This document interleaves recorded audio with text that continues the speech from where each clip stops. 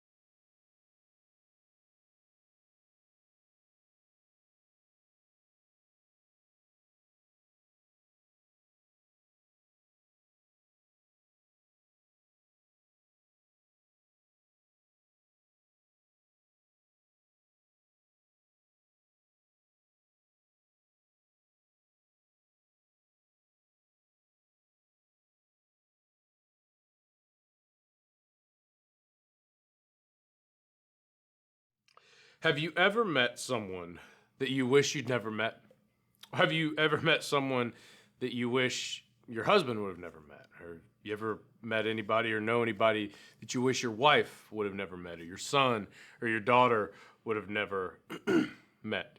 There's a relationship there. There's a relationship, in fact, between folks we've met and our greatest regrets. I mean, in truth, in most cases, these people are or were considered our friends, and then our deepest regrets tend to stem from those people. So we're in a series right now titled Guardrails, where we are just learning about the importance of having guardrails and putting guardrails in place and the significance of them. Again, remember, guardrails are a system designed to keep vehicles from straying into dangerous or off-limit areas. And the three most common locations for these areas are bridges, right? Because there's little room for error on a bridge. The median to protect us from oncoming traffic. The soft shoulders, right? Which is unexpected change in our life. And guardrails, again, we talked about this last week. Guardrails do two things. They direct us and they protect us. So they make sure we stay on the right path. And if we do begin to veer off, minimal damage done. It's not a catastrophic event. Instead, it's a minor ding, minor, not comfortable with that thing. So guardrails are also an important thing to keep in mind. Guardrails are not placed in the danger zone. In fact, they are placed inside of the safety zone. So your guardrail is not actually placed in the ditch. Your guardrail is placed on the road to keep you from going into the ditch. And again, if there were no guardrails on the bridges, you could drive closer to the edge, but you're very close to a catastrophic event. And if you make one simple mistake, you veer off the edge. And no one argues with the logic of a guardrail on a road. Nobody argues with the logic of a guardrail inside the safety zone.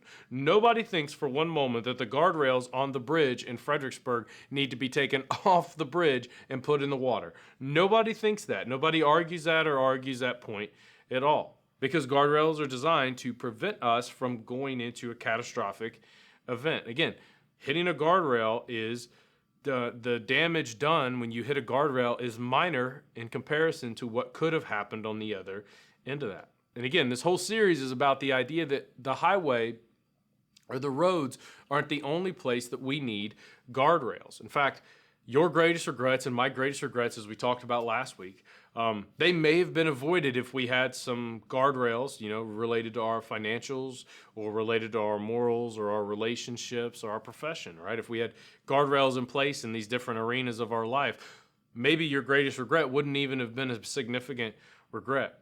And future regrets can be avoided right now if you and I begin to establish these guardrails and put them into place. The problem is culture doesn't encourage guardrails at all.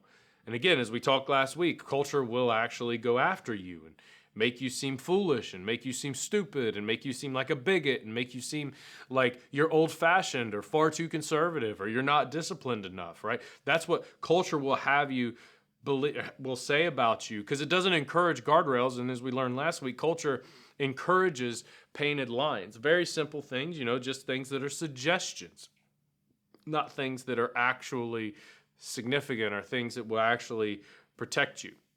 And today, I want to talk specifically about our friends and our associates, who we run with, we play with, and we work with, the people that we spend our time with. It's the folks we've met that are part of our greatest regret, and you know that. And these are the people. And before we get started, I don't want you to hear this and say, Brandon, this sounds so judgmental. It's not. Today we are exercising not judgmentalness or anything like that. We are exercising good judgment. That's what we're going to talk about. Exercising good judgment. Because there's a difference. There's a difference. Being judgmental is when I draw a critical or harsh conclusion about you and expect you to be or act different. And I'm drawing this conclusion from you. And I'm drawing this conclusion and therefore condemning you for the conclusion. Good judgment, however, is drawing conclusions about ourselves based on wisdom, right? Past, present, and future. That's using good judgment. That's recognizing, you know what? This isn't a good relationship for me. Not necessarily because of you, although maybe because of you, but most because I'm not prepared or I'm not ready. I'm not sure that I can do that. Judgmental assumes something about the other person, assumes something about the other person, projects something about the other person, right? Now, this isn't about the other person. Today is about you. Today's not about the other person. It's about you. In fact, today it's on me. And in fact, I sit back and I just recognize there's times in my life where I recognize that given the personality that I'm dealing with or somebody that I'm working with or that I see or that I spend some time with, I just sit back and go, you know what? Instead of sitting back and getting frustrated and being rude, I just think, I'm just not ready for that relationship. I'm not ready for that friendship. Whatever that needs to be in order to operate with that individual, I'm just not ready for that yet. So it's all about us today. We're not judging the other people. We're not making excuses. We're not doing anything like that. We're not holding them to a standard they didn't agree to. We're simply looking at situations and saying, I don't think I'm ready for that. Now, when we were kids, our parents were fanatical about who we spent time with, right? And if you're a parent, you understand. Remember your parents, they switched you school. They wouldn't let you play at, fill in the blanks house. You had somebody that you weren't allowed to go play with that you liked. They either moved or they would have arranged your marriage if they had the opportunity, right? I mean, maybe some of you now, you're teenagers sitting back going, yeah, mom would arrange my marriage right now if she could. And remember, you guys remember, you thought it was ridiculous, right? You used to look at your parents and say, you are so judgmental. You're so judgmental. You're so harsh. You're not fair. And now as a parent, it's worse, isn't it? As a parent, you're paranoid-er. You're more paranoid about it. Why? Because you remember your friends. You remember the people that you surrounded yourself with. I know for me, I remember the people that I surrounded myself with. And I look at my boys and I want to make sure they don't make the same decisions that I did. Because again, some of the situations and some of the greatest regrets are because of the people that I had met. And parents, now you have an advantage over your parents. Why? Because you have an electronic surveillance system. You can look on Facebook, their Instagram, their Twitter, their TikTok, because they don't spend any time doing anything else. So you can look and see their life in the digital space. You can see what they're doing, what they're saying, how they're acting, the way they're behaving. You have something that your parents never did. And you can check your friends, your child's friends' Facebook page. And some of you do, right? You do the Facebook stalking or the Instagram stalking or the Twitter stalking or the TikTok stalking, right? Because you know it as well as I do. Those relationships are so important. And the things that make friendships wonderful are the same things that can make friendships dangerous. You know that as well as I do. That's why we're so fanatical about who our kids are friends with. But the truth is, we have to be careful. Because as parents and even as adults, as we become older, we get close to people. And in those friendships, we drop our guard.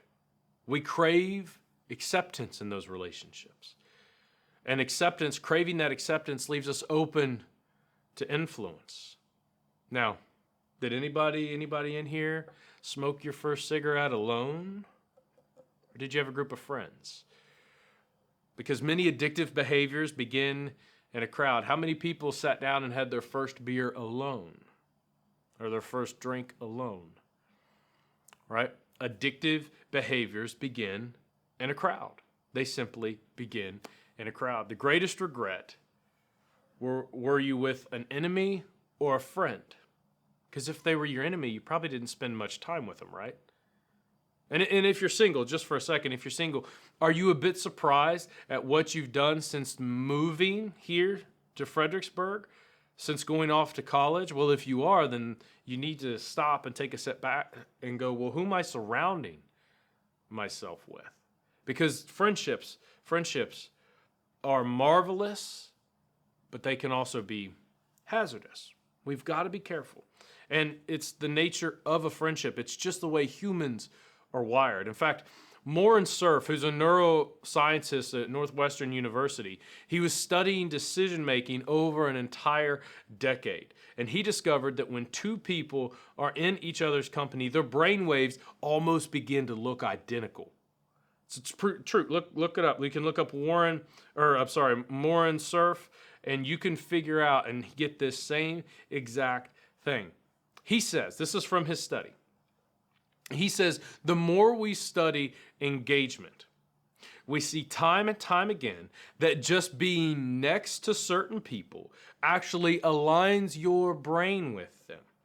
If people want to maximize happiness and minimize stress, that's you and me, right? We want to maximize happiness, right? And we want to minimize stress. Raise your hand, show of hands. Who wants to do that? I know I want to do that.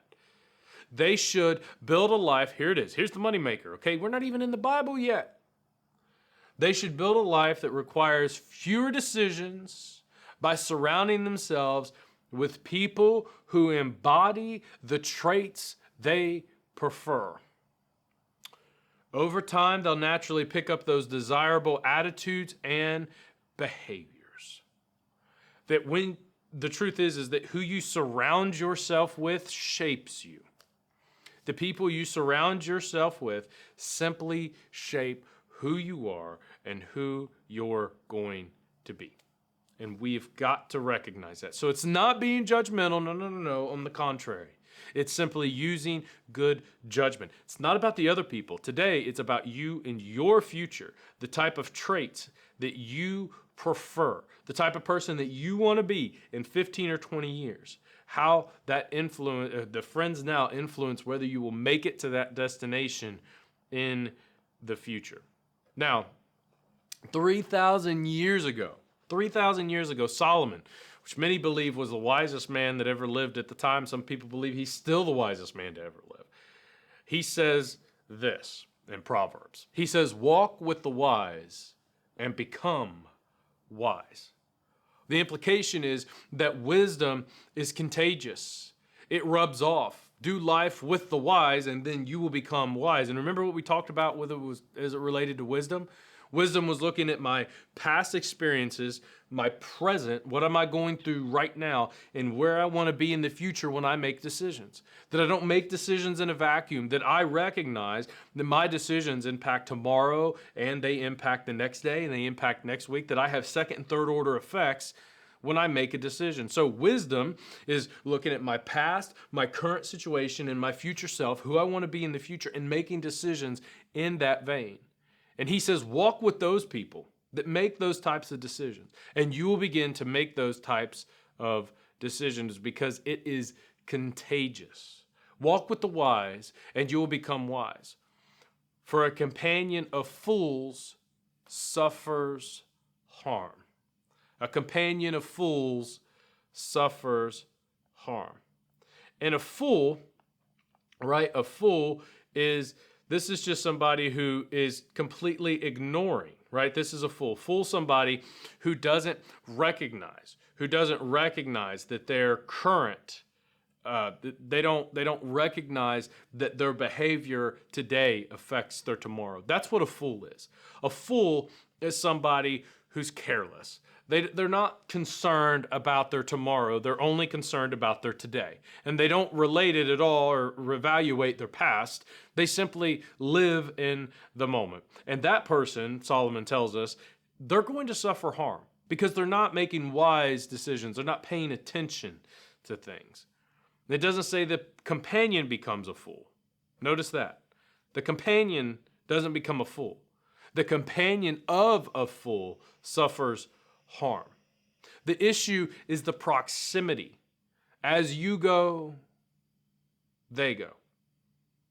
As they go, I go. It's insidious.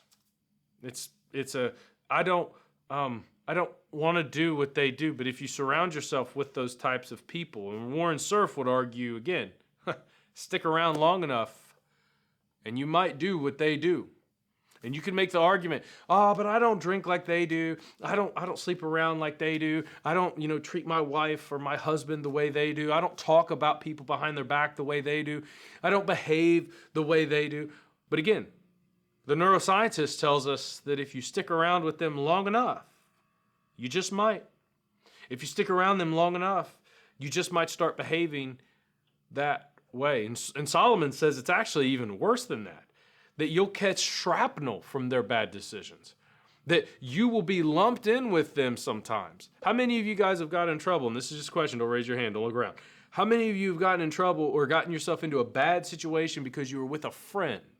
You didn't even say what they said, but you were around, so you got lumped into the same group as them. And friends who aren't careful with their lives, this is just true. They won't be careful with your life. Friends who aren't careful with their body won't be careful with yours. They won't be careful with your marriage. They won't be careful with your money. They won't be careful with your reputation. They won't be careful with your faith. They won't be careful or even think about your future. You have to be the one to do that. You have to make that decisions. And again, friendships can be treacherous, but they can also be amazing. You get the right group of people around you, and you begin to shape into something that you really, truly want to be. And I started to do it when I got into the church. I recognized that some of the people I surrounded myself with in the Marine Corps and some of the people and behaviors that I was exhibiting in the Marine Corps, and even when I started to get out, weren't the best. I surrounded myself with people who didn't have the same type of traits that I did and have the same type of values that I did. So, that being the case, guess what I did? I had to change that. I had to recognize that I needed some guardrails. I had to pay attention to the tension that was happening and forming in those friendships and relationships. When I knew where I wanted to go and the man that I wanted to be and the husband that I wanted to be, I needed to change the people that I was around. And I needed to change the environment that I was in. Because remember, the point of a guardrail, because friendships need guardrails. They need guardrails. Because you know as well as I do, some friends, they don't get to move into the next section, right? They're a level 1 friend. They're not going to get into the tight-knit group of people where they can really influence you. They're sitting on the outside, and you're going to keep them on the outside because you don't want their traits to become your traits, right? You know this. You may not have put words around it before, but you recognize this. That friendship requires guardrails. And again, guardrails are meant to light up our conscience before we veer into the danger zone. Minimal damage done, right? Just a little ding on the paint, just a little body damage, nothing serious. Everybody's alive, everybody's good, no catastrophic injury or failure. Here's some things that your conscience should light up with, as it relates to your guardrails. Here's just some things you should pay attention. When it dawns on you that your core group isn't moving in the direction you want your life to be moving, they're not moving in the same destination as you. Now, I'm not saying you got to cut them out of your life. I'm not saying that at all. That's not what I'm saying. I'm just saying that's just set a light bulb off, right? And if we're using the words of Paul last week, and we're remembering what he says, to be very careful then how you live. Be very careful then how you live. when those people aren't doing what you should be doing, or they aren't moving in the direction that you are moving. Here's the other thing that you got to pay attention to. Here's another guardrail when you bump up against you got to be aware of, is when you catch yourself pretending to be somebody other than who you really are. When you catch yourself pretending to be somebody other than who you really are, you've bumped up against a guardrail. And you have a choice. You can continue to be pretending and leaning into those relationships and ignoring the guardrail, and before you know it, you're in a ditch with those same group of people, or you can pay attention. The other one is when you feel pressure to compromise.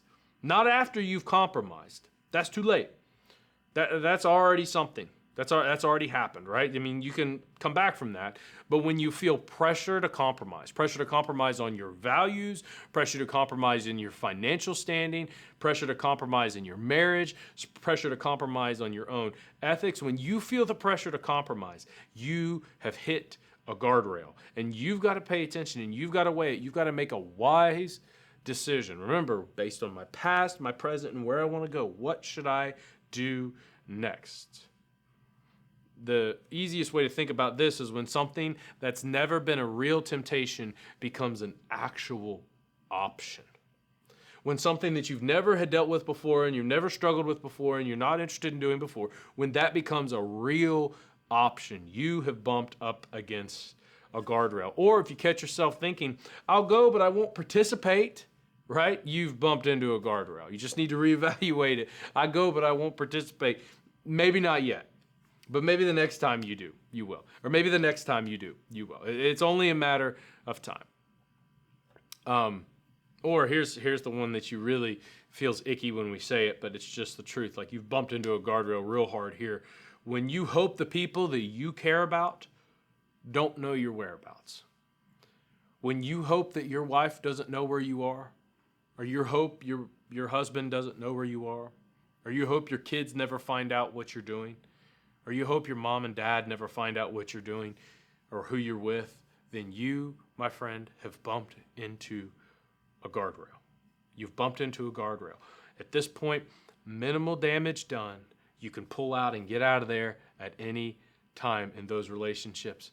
Don't stay.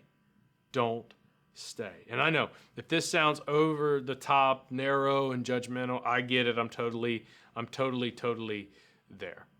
But I also know this. Tomorrow morning, thousands will wake up and stare into the bathroom mirror, and they won't look like the person they're looking at. And they'll ask the question, how did this happen?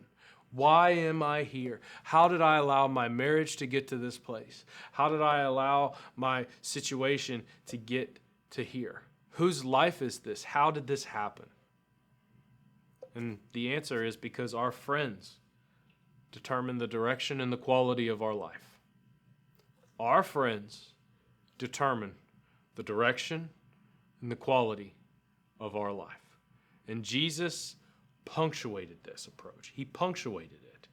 There was a group that had a counter for everything Jesus said. And they weren't going to let him win. They were pressing back against it. And Jesus, and as Luke records it, he writes it down so that we don't forget. He says, wisdom is proved right by all her children. Meaning, wisdom is proved right because all those decisions are going to play out well. In other words, time will tell. Time will tell. Because wisdom isn't an absolute. Wisdom isn't an absolute, and we can sit in this room and you can give me tons of counter arguments. That's absolutely true. Relational or friendship guardrails are not a lack of concern or of love. Putting up friendship guardrails is not that at all. Because one day, people may need you. But you got to have those guardrails in place because you don't want them to begin to change that. And the truth is, we should establish some guardrails. You should establish some friendship guardrails because you'll be happy you did. Perhaps you wish you had in the future. So, We'll pick it up there next week with our next set of guardrails. But before then, I would love to pray for you. Father, thank you for the words of Solomon here. God, when it comes to our friends, these are blind spots for us because we love them so much, and we want to be accepted. We want to just kind of have that connection with people. So Lord, I just pray that your Spirit would guide us. You would kind of lean on us in those moments when we maybe recognize this as a relationship that we shouldn't be a part of, or a friendship that we need to move to the outside of the circle instead of to the inside of the circle. So God, we're just grateful for you, grateful for this opportunity. And we love you and we give you all the praise. It's in Jesus' name, amen.